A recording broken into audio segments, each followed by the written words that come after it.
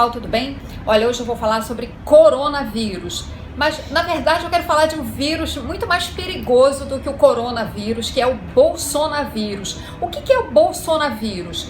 Esse vírus, o bolsonavírus, ele tem três componentes principais, três Is: ignorância, irresponsabilidade e incompetência.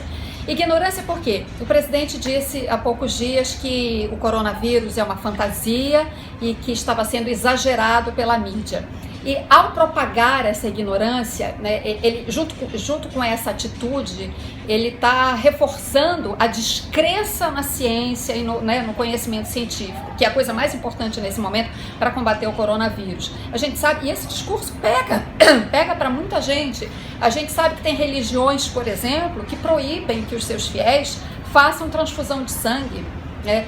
Tem os terraplanistas, tem vários terraplanistas no governo dele, tem movimentos anti-vacina. Claro que isso não é uma característica só do Brasil, não é uma característica só do bolsonarismo, mas esse discurso de que o coronavírus é uma fantasia, essa negação, essa atitude negacionista diante de uma pandemia referendada pelos órgãos mais importantes de saúde, pela OMS, etc., reforça justamente essa ignorância, essa negação da ciência. Então esse é o primeiro componente, a ignorância.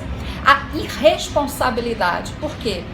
Se o presidente, que é o líder maior do país, tem uma atitude como essa, ele acaba indiretamente estimulando as pessoas a não tomar as medidas de prevenção que elas devem tomar, né? Toda hora a gente vê os médicos falando, não ter contato muito próximo com as pessoas, lavar as mãos, ensinam corretamente como é que se lava a mão, álcool gel, etc, etc. Se o presidente vem e fala isso, olha, isso é uma fantasia, automaticamente as pessoas relaxam. Tem uma característica ainda importante, um componente cruel até, nessa irresponsabilidade. A letalidade do coronavírus é maior entre os idosos, ela é de 18%, algo em torno disso. A gente sabe que os idosos têm mais resistência à mudança de hábitos, né? Eles são muito apegados aos seus conhecimentos, né? Então, às vezes, para eles é mais difícil mudar comportamentos, atitudes, rotinas, etc. Então, se alguém ouve o presidente falando isso, a pessoa relaxa. Então, assim, o comportamento do presidente estimula as pessoas a relaxar na prevenção, na proteção. Isso pode fazer com que as pessoas adoeçam e morram. Então, isso é de uma irresponsabilidade difícil até da gente dimensionar, mas eu diria é uma irresponsabilidade criminosa. Outro I que eu falei foi a incompetência, né? Porque ao ter essa atitude também, o presidente, de uma certa forma, estimula até que o próprio sistema de saúde do país retarde, né, a adoção de medidas que precisam ser tomadas nesse momento. Felizmente, obviamente, né, nem todo mundo cai nessa conversa e a gente sabe que o sistema de saúde público e privado nos estados e nos municípios, que são aqueles que estão ali perto do dia a dia da população, já estão se preparando e são eles é que vão, digamos assim, segurar esse rojão, né? Então, primeiro falar disso, que desse comportamento inadmissível do presidente, e lembrar o seguinte: os países que estão sendo mais bem-sucedidos no combate ao coronavírus são aqueles que estão tomando medidas muito duras, muito difíceis de isolamento social. Por que isso é necessário?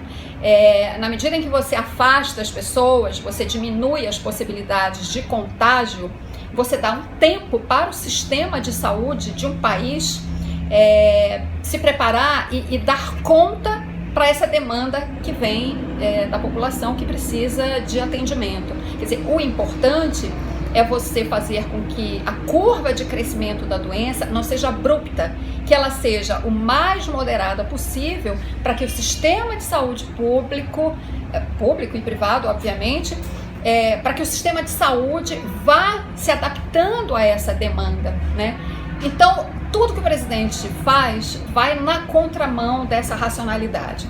E a gente tem visto os pronunciamentos de outros dirigentes, né? Na França, o Macron falou, o Boris Johnson, inclusive, que são políticos de visões de mundo, né? De alinhamento político e ideológico diferentes, com as suas nuances, mas todos dois falaram, né, recentemente no sentido de, olha, nós vamos seguir o que os cientistas estão recomendando, o que os médicos estão recomendando, que é um contraste evidente com o comportamento e com a atitude do Bolsonaro aqui. Falando em preparo do sistema de saúde para enfrentar essa pandemia, eu queria chamar especialmente a atenção para o caso do Rio de Janeiro.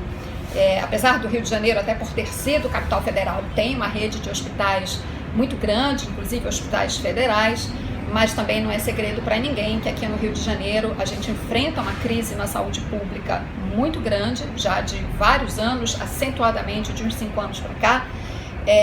Temos também governantes que têm demonstrado que não sabem lidar com certas urgências, né, da população, e eu não tenho a menor ilusão de que não estão preparados para essa urgência do coronavírus. No estado do Rio, a gente tem o caso recente da água aqui fornecida para o cidadão fluminense, carioca e região metropolitana, na verdade, a água de má qualidade. Imagina lidar com essa emergência do coronavírus. O prefeito também não tem se mostrado à altura dos desafios que essa cidade impõe. A Defensoria Pública divulgou recentemente um decréscimo no número de leitos na rede pública do Rio de Janeiro, de 27 mil leitos para 22 mil leitos. Essa é uma redução significativa num momento como esse. Entidades médicas têm se manifestado que o Rio de Janeiro não está preparado para essa epidemia.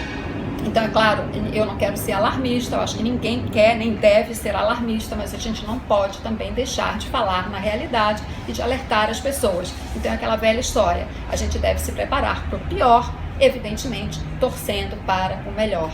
Então, eu quero, antes de me despedir, só deixar esse apelo aqui para vocês que nos seguem aqui no Rebeldes. E eu falei especificamente do Rio de Janeiro porque o Rebeldes, a nossa base é aqui no Rio de Janeiro, né?